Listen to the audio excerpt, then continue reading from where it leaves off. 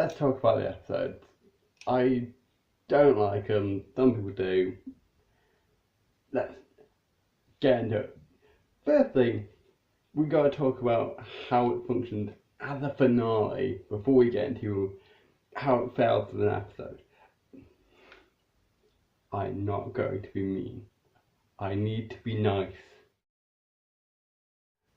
The tortured mystery box just isn't good. It's the worst, one of the worst mystery boxes this show has done.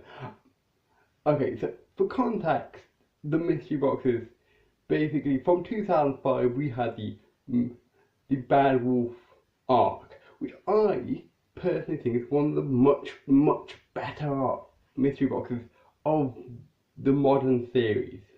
As you know, how it functioned made sense. It was a message from Rose to her past self and the Doctor, and as such, it showing up when it did made perfect sense. Torture showing up when it doesn't make sense when you timeline it out, because firstly, let's just point out it's established in 1879. That's the point one on our timeline. Now I'm going to jump to 1958. This is an important year in Doctor Who canon because this is the year UNIT was established. How does that make any sense? Why would they, over half a century later, establish another agency for dealing with aliens when they already have one in 1879? And every alien incursion from that point to the modern show should have Torchwood involved. But it doesn't. It's just an institution. It's an institution for dealing with aliens. So the institution can't magically hide itself from the Doctor, nor should it not be involved in the events of the episode, because there's so many. Doctor Who, here's a clue, the sci-fi Doctor Who has quite a few alien incursions over its many years, and many of those alien incursions occur on Earth in England between 1879 and 2007, which is when the episode Army of Ghosts and Doomsday is set. Now, this isn't so bad, because yet the classic writers weren't to account for the fact that an idiot would be taking over. I shouldn't say that. People like the Russell era. Come on. But Russell should be able to account for his own writing, shouldn't he? Shouldn't he? Because, let's face it, Torchwood is still a thing during the events of the Autumn invasion in Rose, the invasion is that double part, and the entire events of Empty Child and Dr. Dan, remember, because that takes place during the Second World War, which, I'll give you a clue, happened between 1879 and 2007. Now, this is just the tip of the iceberg, because I know what you're going to say, well, Russell hadn't come up with the idea yet, but he should have been like, well, this doesn't make much sense, and scrap the idea. Him making stuff up as he goes along, and then making it a big part of Doctor Who canon, should ring some alarm bells. But, now Torchwood is established in the Doctor Who canon between 1879 and it destroyed in 2007. Any episode taking place during this time with alien incursions, which I shouldn't have to say, it's a sci-fi. We know there's alien incursions in Doctor Who. We just expect it at this point. But any alien incursions should somewhat involve Torchwood, because it's meant to be defending England from extraterrestrial attacks. And there's so many Doctor Who episodes. Well, not so many, but there's quite a few Doctor Who episodes after that point, after Torchwood was established, set between those two times, that just don't mention Torchwood at all. And now, this wouldn't be so bad if the inclusion of mention of Torchwood itself made more sense than it does. But no, I've got a problem. My only problem with the Impossible Planet thing, but one of the good parts of this series, and there's very series two, there's very few, is that they mention being part of the Tortured Archive, which is, to get you excited for the finale. Which, Russell being Russell, he'll disappoint you at the finale. I'm not apologising. That takes place in the year 4221. 2,000 years after Tortured is destroyed. And I'm thinking, well, maybe the Tortured Archive is a new thing. Which, yeah, I accept. But UNIT becomes such a more important aspect of the show moving forward. And as such, the Doctor Who timeline moving forward, that having mentioned Tortured makes no sense considering the current writing. It's just key jangling. And, don't worry, we're getting on to that's the other thing, is the fact that every mention of Tortured is just that, key jangling. Because, let's say, the most relevant piece of information we're given is that Queen Victoria established the deal with the Doctor and alien incursions in 1879, naming it after the house Tooth and Claw took place in. This information is given to us in episode 2, which means we have 10 episodes of just plain key jangling, because it's not, because what it would have been is little breadcrumbs for you to figure out what Tortured is, but you know what Tortured is, because they give you the information in Christmas Station and Tooth and Claw. As such, it's just key jangling. It's an insult to the intelligence of the viewer. I'm going to move on to chapter 2, and hopefully not lose my marbles. Okay, so, from what I would say, the main themes and tones that present themselves in Series 2, there are two main lines. Firstly, you have the themes of loss, grief, change, and acceptance. This is really well done in School Reunion, shown to us in Victoria's grief over Albert and Tooth and Claw. It's the re-established New Earth shows like the importance of change and newness, which links to the new Doctor. Clever. It's the best it's done it is in School Reunion with Sarah's brilliant.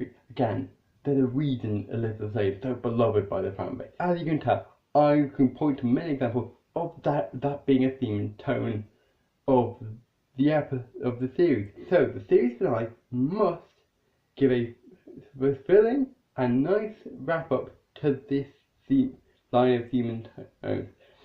I don't think it does, because, well, later problems that aren't this finale's problem, that's for a later chapter. But it still doesn't, because the events that lead to Rose leaving, I'll get into, but aren't quite cause, but they're more, that's not what, but the fact that the Doctor gets to see her again and say goodbye, and the fact that the Doctor's moping over her for such a long time kind of contradicts this line of theme and tones, but it's not entirely bad. I think it's somewhat to level that just not well. The other line of the theme and tone of this series, I think the finale fucks up on entirely, almost entirely, and that is family. Yeah, I'm making a Fast and Furious joke. You were gonna make the same joke. Don't act like you're better than me. Mainly in the second half of the series, with it starting in the Sidebend double parter, with of course the alternate version of Jackie and Pete, then continues in episodes like Fear Her, Love and Monsters, and Idiot's Lantern, because this series is just apparently allowed to have continuously shit episodes, and we're just meant to accept that. But yeah, I mean, that seems done worse in Idiot's Lantern, and, you know, Rose telling, people have covered this back, but Rose pushing an abuse victim to spend time with their abuser isn't real bad. It's unacceptably bad. And, you know, it wouldn't be so bad if, you know, Rose had made a similar commitment to their family. If Rose was like, stuck with that idea and stuck with her family, but no, she chose to be with someone else in the finale. So the fucking terrible episode made fundamentally worse by the fucking contradictory bullshit she handed us in the finale.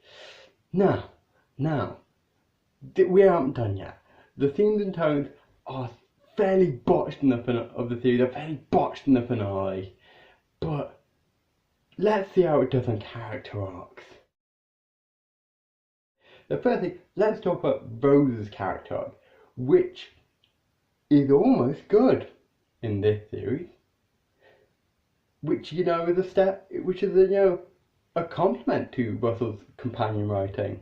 So, what we see is Rose becoming more and more reckless and acting more and more like the Doctor as she becomes more and more disconnected from normal everyday life, which is, you know, of course, told to us in this awful speech by Jackie. I can't believe they got the actors to do this. I can't believe people compliment Russell's writing.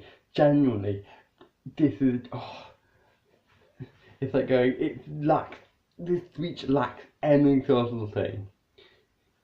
And now people gone back and made fun of it. Quite rightly so. But as she becomes more and more reckless, she's putting herself in more danger.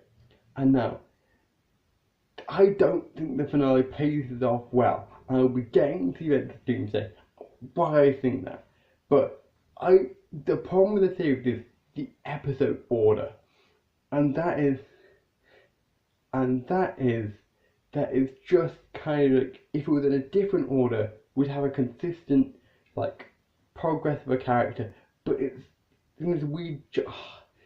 just not ordered well. I'll do a video on what order I think the series 2 episodes should be in another day. I think the whole becoming more Doctor-like and acting more reckless and then suffering something with it was done far better with Clara, and people don't like Clara, and they complain that she ended up being too much like the Doctor, but that's kind of the point.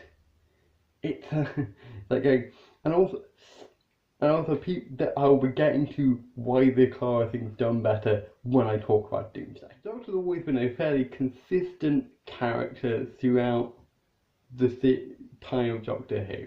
See, the Ninth Doctor is the main one I consider having an arc. I would also say the Third Doctor has a fairly decent arc, and I would love to talk about it at some point, but today's not that time of it. The 10th Doctor, you can see him healing from the Time War slightly, but you still see that, like, anger on there. And the other thing you see is his connection and love for Rose growing over the, and you see even, I think there's several moments where, like, you can see he's about to tell Rose that he loves her, but doesn't. I find that interesting where the Doctor's unable to make this connection out of fear, and that is decent. But again, he's a fairly flat character, and one of the problems I have with the 10th Doctor, and also the 14th and 15th, the 10th and 14th are pretty much the same Doctor, and 15th is that they're too human. They're just, give me weird. I like the weird Doctor, because the Doctor should be weird. He's not human, he's alien, and he doesn't really care for social norms. That's something many people relate to, and making the Doctor too ordinary is a massive fault of Series 2, and I find him piling after Rose is annoying. This is just a personal thing, and many of these are going to be my personal opinion, and many of you might like aspects of this series, and that's fair enough, but I just don't like it.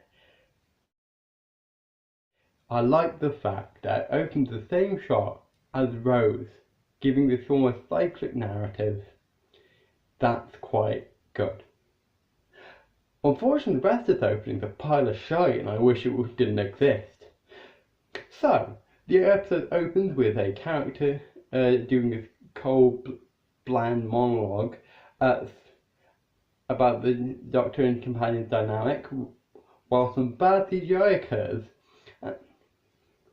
and it ends up foreboding about a companion's death. Wait, hold on, that's my Starbeast note. Sorry about that. Anyway, here's my Army Ghost note.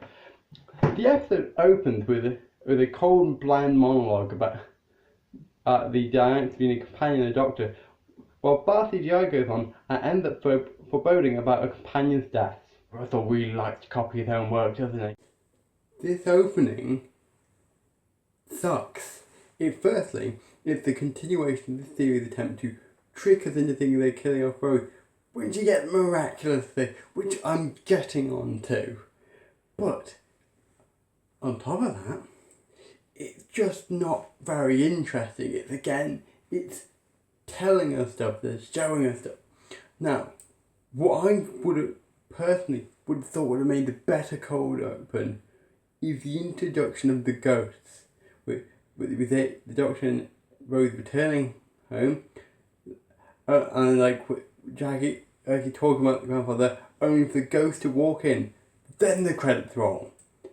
That would have been such an effective way of throwing us into the episode, rather than having a bunch of waffly nonsense that's just gonna be a fake out in the end. And it is a fake out. Which is annoying. Then there are certain aspects of Army of Ghosts I like. Like, I enjoy the dynamic between Jackie and the Doctor when Jackie is pretending to be both. I like that you can hear the ghost they delete, which is, foreshadowing to them being revealed as a bunch of Cybermen. There are aspects that I also would compliment the period of Mars Easter egg. However, Russell, you ruined Suit Tech, and quite frankly, that is just rubbing salt into the wound. But whilst there's and the three people who get controlled by the Cybermen, I don't think they're characterized enough to care. And also, they bring back Free Diamond, but again, that's the complaint with this, is that we're just told how it has an effect on her. And we're not really shown any effect of losing a family member. But that's an aside. Because apart from that, there's not a lot to say. I guess Torture's established in Hosting. I don't like the throwaway line of dialogue which goes, the Doctor's the enemy, that's why he's never heard Tortured. It's a lazy excuse. I genuinely think that. I also like how they established the Void Ship, which will be important later. But yeah, apart from that, I don't have much to say on Army of Ghosts, because it's just set up. It's just setting up for Doomsday. That's the Russell classic. Having part 1 set up for the finale, and part 2 massively disappoint. Let's start with that, shall we? Doomsday, once again, like most part 2, let's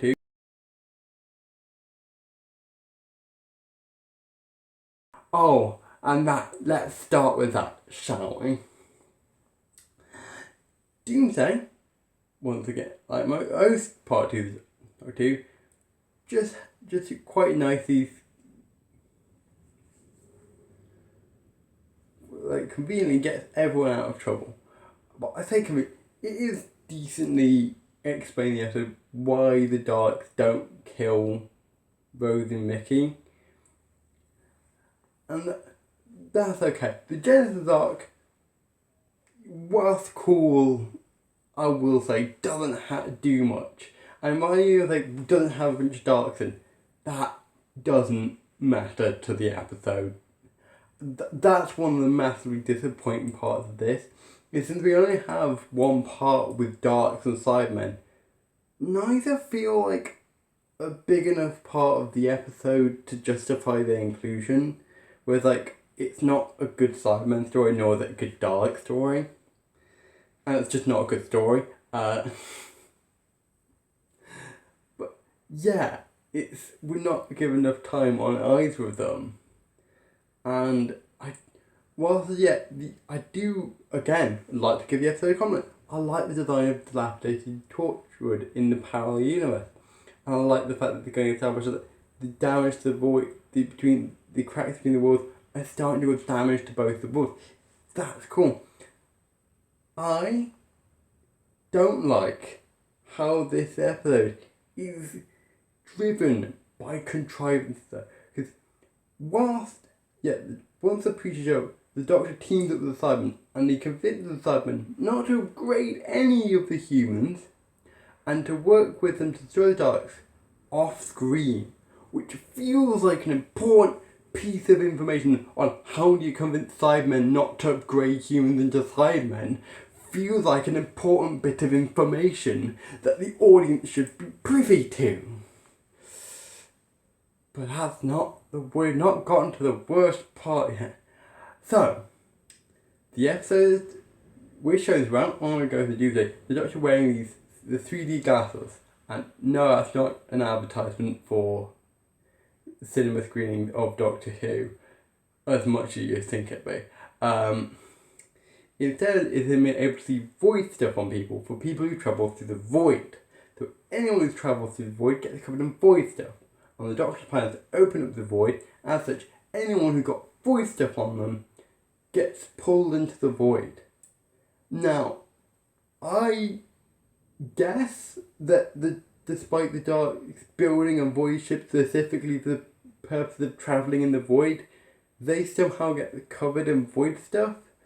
While I accept they've been in there for ages, and so there's like patterns from dialogue it would kind of suggest that Cybermen have been in the void for years.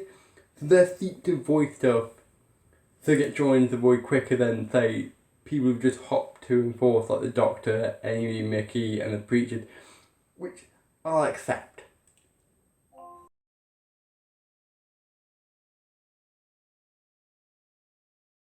All the Daleks get released in the Genesis arc, yeah. I forgot about that. Mickey trips and falls into the Genesis arc as such a time traveler's touch opens the Genesis. I am not kidding, that is how it happens. And people talk about it's worse than that because it's edited in such a sloppy way that you can't quite tell what's going on. Because initially his arms are down and when he's not bumped into by a Cyberman, he's not that close to the Genesis arc. It cuts back and forth and suddenly his arms are raised and he's much closer. This is something annoying. The editing of Series 2 often is just hectic and with lots of cuts. You can't actually tell what's going on. Because if you did, you'd quickly realise the series makes no fucking sense. That is just one of the few plot contrivances in this episode. Now, after that, the fight between the Daleks and Cybermen and the Genesis arc is opened up for BS reasons. They have this moment where Jackie and Pete meet each other after each other's counterparts have been died in various episodes.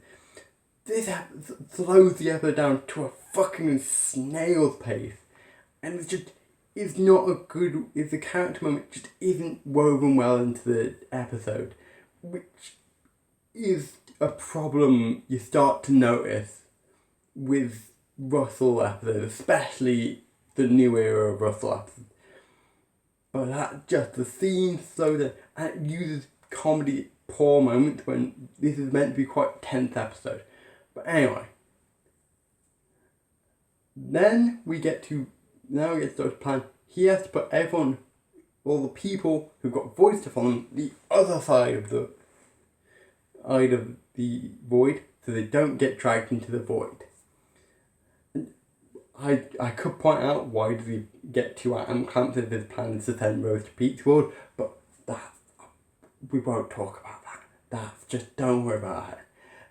But yeah, it's so Rose gets sent back to Powers, and then Josie goes back to the Doctor, abandoning her family. You know, I'm so glad family wasn't a big theme of this series. Otherwise, that'd be kind of odd for Russell. She's already covered that.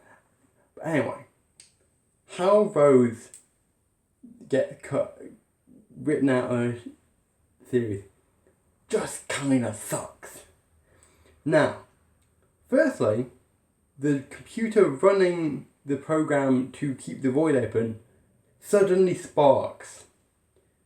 This is, again, editing makes it confusing what actually happened, but this means one of the levers start going down, and Rose has to climb over to try and put it back in place. Which, you know, means letting go of the atom clamp, and there's several moments where she's just been dragged into the void. That's okay. We've not gotten to the egregious bit yet. But yeah, she's now got the lever back in place. She's holding on for dear life. And now she eventually slit her grip set, and Pete teleports directly in front of the void. And then catches Rose. Do either of them get sucked into the void, as the episode established they would? No! Why would they? That would just make sense.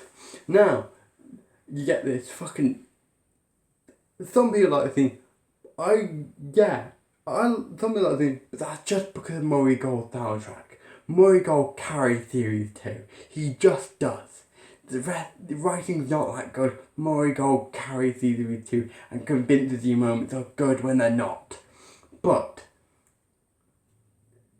that moment, the moment where they're both like leaning into the wall, I would have happily had that be the last moment, with the Doctor and Rose unable to say goodbye to each other, with Rose's recklessness finally having enough consequences. However, the Doctor risks the universe's shattering just to say goodbye to Rose, which is such a melodramatic shit moment. I don't like this moment. Really annoys me. And again, it's a big chunk of time where the plot's already finished, but you're having a character moment, which is Russell does a lot. He does it a lot. And this, I don't like this moment. Because it's letting them say goodbye when I feel like I think they shouldn't have been able to say goodbye. I like the fact that the 11th Doctor wasn't able to give a proper goodbye to Amy and Rory, because he continuously kept going on top of them and had to suffer those consequences of not being... But this fucking series doesn't have those consequences. However, you think, oh, that sounds pretty bad. Don't worry, they make this series finale worse retroactively. Because why wouldn't they? Love Doctor Who Series 4. I genuinely believe it to be one of the better seasons of the modern era. I wouldn't say it's the best series. The entire Capaldi era exists as such, at most fourth. I do not like how nice a resolution Journey End give to the Rose and Tendana. Firstly, I will say this, I just don't like it when the Doctor has romantic feelings. I am one of the people who think, nah, I think it was it. There's certain times the dynamic with River and the Doctor is somewhat different, and since they're both hundreds of years old, it's a bit different. It's different. I think I could go into more than that. Even then, some people do consider why even that isn't a good one. But the fact that it's just Rose doesn't have to give up the Doctor gets both her family. I didn't like it, the fact that she got to say goodbye. Didn't die from the thing that should have killed her. But then she just gets to spend time with the Doctor. And I'm so glad they delete the scene where they also get a TARDIS. Because it just meant, you don't have to give up anything. There's no consequences for the reckless behaviour. And I said earlier, Clara's exit and the Pond's exit was done so much better. Because, firstly, the Doctor didn't get to say goodbye to Amy and Roy because he kept revisiting them when he should have just let them go. And that's the consequence of his actions. I like that. Clara dies. She does die. And we see her die basically. She ultimately, whilst there's more life than we thought, she still must face the Raven. She must accept it. And she dies because of her continued reckless behaviour. And also the fact that she's going to almost robbed of that honourable death in it's kind of ruined the moment. It's kind of the point of Hellbent, but that's the story for another day and why I actually enjoy this. But it's the fact that the continued decisions from Russell just makes Arya go and do the worse. And also, I accept that isn't a fault of the episode. It's a fault of the writing. It's the fact that he cannot leave that part of two alone. It's the fact that Russell himself cannot accept that the Rose 10 dynamic has to end. We have to have change and we have to accept it. Ruins the fact that it's that entire theory was about loss, change and acceptance. It's all the clever writing is undermined by that and how that is wrapped up. And that sucks. Through good chunks of Journey, then enjoy the episode. Part of what I like from Journey is how sad and heartbreaking that sounds weird. The Donna exit is. But again, Russell just undoes that. And there's no consequences. It's just going. And I hate that that's become a summation of his writing.